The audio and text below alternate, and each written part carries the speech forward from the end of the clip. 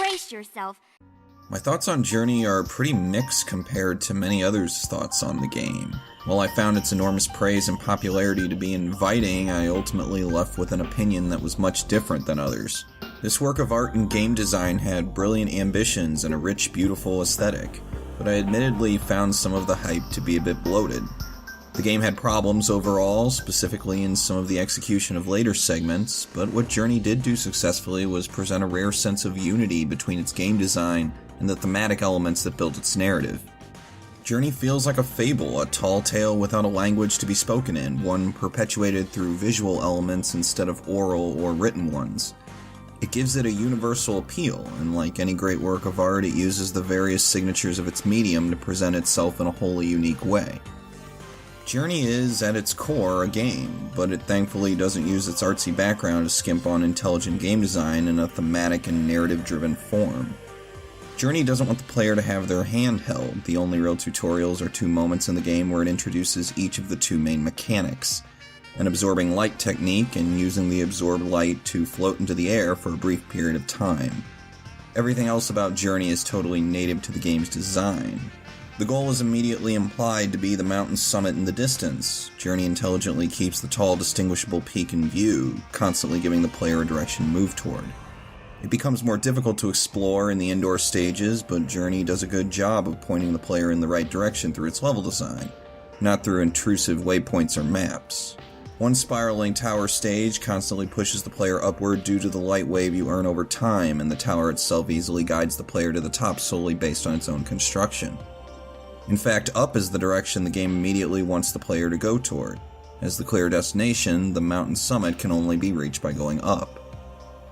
When the game starts pushing the player forward or even down instead of up, things admittedly get confusing, but the game compensates for this altered perspective by making these moments pushed by gravitationally guided downhill segments or using streams of light to guide a path. Journey at its core is a very linear game, but it's pretty easy to forgive that linearity when it's so streamlined and instinctive for the player. Using a waypoint in a game is ultimately a cheap and lazy way to guide the player and only forces them down a set path, coveting their agency. Journey's linearity feels oddly natural and alluring, something a waypoint marker can never accomplish. The tall mountain is hypnotic and constructed symbolically, so its meaning as the ultimate goal doesn't feel out of place. It's that final step to be climbed. The cloth creatures gravitate toward the sky, reach into the air, or soar along the wind. Structures angle upward instead of downward, spires circle buildings so the player can reach their peak. Lit doorways are tall to show a heightened stream of light. The monuments that you see along the way are designed in inclined plane architecture, symbolizing a gradual climb. The player is nearly always convinced that upward is the direction they want to be going, and Journey's thematic element of ascent is kept consistent even in portions of the game where this theme seems lost. The points where the player is in control are points of climbing, while the moments where the player isn't in full control, like sliding down sand, are points of descent. Other moments of upward wind or shining light from above preserve that theme of going up even when the player isn't explicitly moving in an upward direction. Thanks to visual cues and optical tricks, Journey is able to make these nearly static moments offer the perspective of climbing. Perhaps this is precisely what Journey was trying to accomplish, to keep a consistent theme and integrating this theme into its game design every step of the way. While I can't say Journey fulfills every single ambition that it sets out to reach, it manages to take a singular philosophy and build a game around it, without making that game feel unnatural. Ascent is a rather simple theme to implement into game design because of what Ascent's connotations are: overcoming obstacles in a progression-based upward manner. Honestly, up is not a difficult direction to develop, but it's not easy to be able to guide the player purely based on native level design, and there are admittedly moments where the design feels a bit off-kilter compared to others.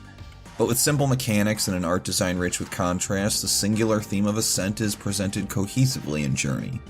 Based on this, Journey's short length kinda makes sense. There's only so far you can climb before things start to take a toll, and there are moments where things get exhausting near the end. But Journey's symbolism and the game design it's presented through feel natural and player-friendly. The hostility of artificial mapping is conquered by warm, simple level design that calmly lures the player, not forcefully pushes them. Without a winding and labyrinthine world, the narrative metaphor is easy to centralize, and much fewer compromises have to be made. In keeping that theme intact, Journey is standalone and ultimately complete within itself. It merges its one narrative pillar with its game design, and few games can manage that without crumbling in on themselves.